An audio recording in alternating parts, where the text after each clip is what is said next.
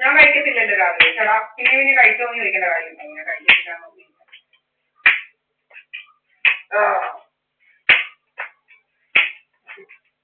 എന്താണ് ഞാൻ കഴിക്കാറില്ലല്ലോ. വിളിക്കുന്നേ എവിടാ വിളിക്കുന്നേ?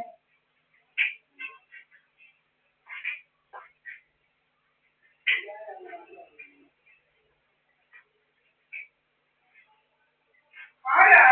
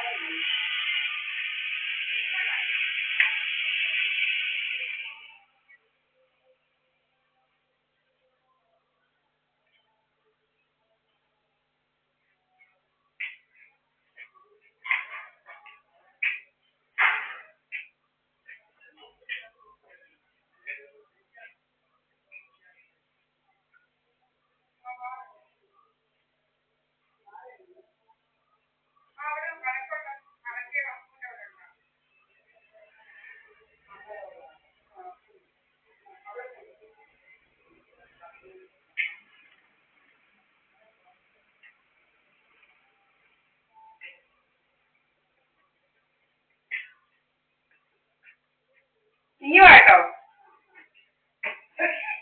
നീ വാപ്പേ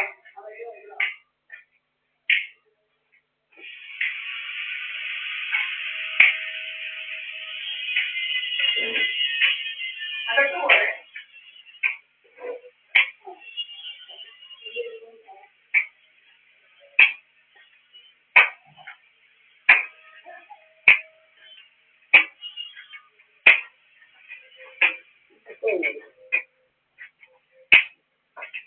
ഇരിക്കേ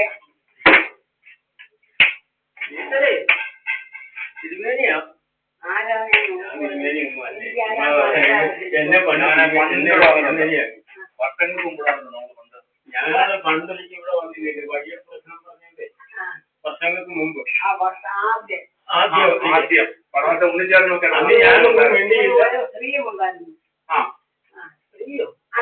അത് പിന്നെ വന്നാലേ ആദ്യം ഞങ്ങൾ വന്നത് കുഞ്ഞമ്മയുടെ മോനാണ് ഇവിടെ വീട്ടിലുള്ള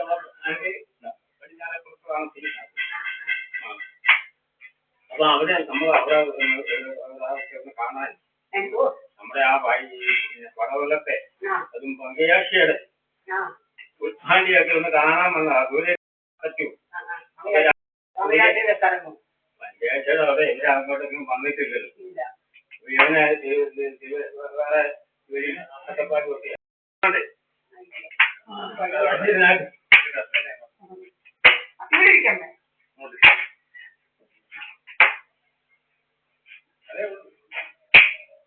തുറക്കാത്തതേ ഇവിടെ കുറെ പേര് ഇങ്ങനെ വരിക ചുമ്മാ അനാവശ്യമായിട്ട് കയറി വരിക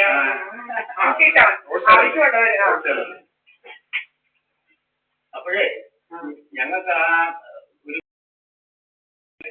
അമ്പലത്തിന്റെ വഴിയുടെ പ്രശ്നം പറഞ്ഞില്ലേ, അപ്പൊ പൂജാധികാരികളൊക്കെ നടക്കുന്നുണ്ട് മുറ പോലെ. ഉടനെ നമുക്ക് അമ്പലത്തിൽ നിന്ന് തുറന്ന് ഒക്കെ ചെയ്യണം. അപ്പൊ അതിനോടനുബന്ധമായിട്ട് മുഖ്യ വിഷയം വഴിയാണ്. അപ്പം വഴിയെ സംബന്ധമായിട്ട് ഉള്ള ഒരു കാരണം മൊത്തത്തിൽ അവരെല്ലാം കണ്ട് പഞ്ചായത്തിയുടെ പ്രശ്നങ്ങളൊക്കെ കണ്ട് ഒക്കെ വരിക. നമ്മുടെയാണ് ആ മറയ്ക്ക് എത്തിച്ചൂടെ, അതായത് ഇന്നത്തെ വീട് ഭർത്താവൊക്കെ വരുന്നുണ്ട്. കുഞ്ഞച്ചനോ ശ്രീധരനോ അത് ശ്രീധരന്റെ വീടല്ലേ നമ്മൾ പറയാനല്ലേ. അപ്പൊ അവരെ ആ പയ്യൻ അവരുടെ പെങ്ങന്മാരോട് പോയിട്ട് അങ്ങനെ ഒരു രീതിയിൽ വേണമെങ്കിൽ ചെയ്യാം എന്ന് പറഞ്ഞ് ഞങ്ങൾ കഴിഞ്ഞ ഞായറാഴ്ച ഒന്ന് കുഞ്ഞച്ചനെ കണ്ടായിരുന്നു. അപ്പൊ അദ്ദേഹം ഇപ്പൊ പറഞ്ഞത് അദ്ദേഹത്തിന് മൊത്തം തരാൻ പറ്റത്തില്ല, കാരണം ചെക്ക് അടക്കം, അതായത് നമ്മുടെ പുറവശത്ത്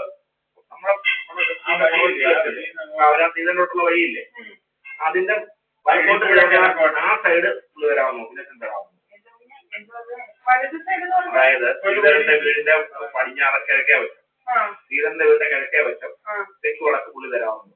ഒന്നാമത് നമ്മുടെ വസ്തുവിന്റെ വടക്കേ അറ്റമുണ്ട്, അതായത് ബിനുവിന്റെ പഞ്ചലക്ഷയുടെ ഉണ്ണി അപ്പൊ ഞങ്ങൾ അങ്ങോട്ട് സംസാരിച്ചിരുന്നു എല്ലാം ഓക്കെയാണ്. അപ്പം ഒന്നുകിൽ ഏറ്റവും കുഞ്ഞറ്റനും പറഞ്ഞത് നമ്മുടെ അവിടേക്ക് എത്തിക്കുമെന്ന് കിഴക്കോട്ട് നമുക്കുള്ളൊരു നിങ്ങളുടെ ആ ഇപ്പം വഴി ഇറക്കോട് ഇട്ടിട്ടില്ലയോ അപ്പൊ അറ്റത്ത് വന്നിട്ട് അങ്ങേ അറ്റത്ത് വരുമ്പോ ഞങ്ങൾക്ക് കിഴക്കോട്ട് ഞങ്ങൾക്ക് ഈ വഴി എരിയൊന്നും കൊടുത്തിട്ടില്ല വഴി ഇല്ല. അപ്പൊ ഞങ്ങൾക്കിത് ഇപ്പൊ ആ വസ്തു അങ്ങ് ദൂരെയല്ലയോ, അതുകൊണ്ട് അത് വിൽക്കണമെന്നുള്ള ഉദ്ദേശത്തിലാണ്.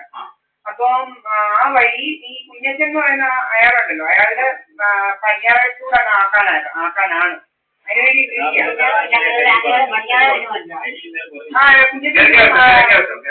അത് കിഴക്കാണോ? കുഞ്ഞച്ചൻ എന്ന് പറഞ്ഞാൽ ക്രിസ്ത്യൻസ് ആണ്.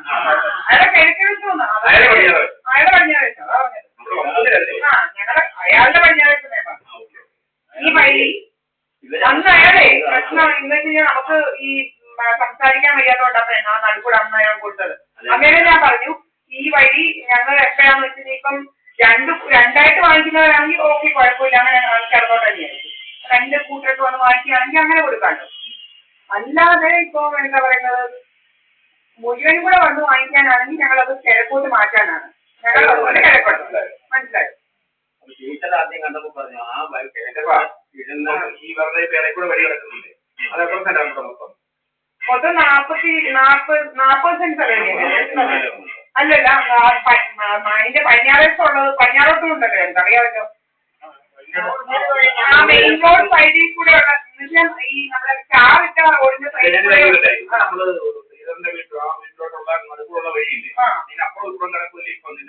അതും പിന്നെ അങ്ങ് പടിഞ്ഞാട്ടുള്ളത് കൊണ്ട് അത് 42 സെന്റ് 42 സെന്റ്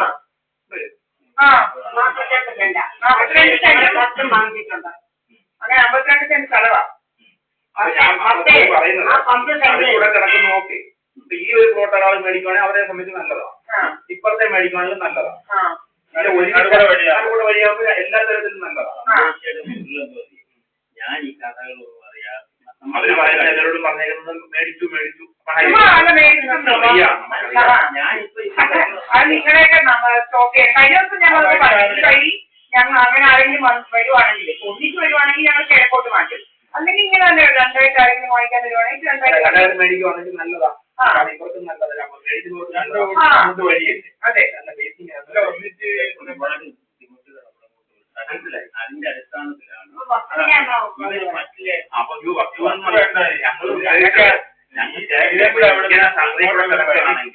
ഞങ്ങൾ അങ്ങേറ്റം വെക്കണമെന്ന് വെച്ചു. ഞാൻ എളുപ്പം പറഞ്ഞുതരാം. ഞങ്ങൾ അങ്ങേറ്റം വെച്ചല്ലോ എന്നിട്ട് ഞങ്ങൾ കുറ്റന്റെ വസ്തുവിനോട്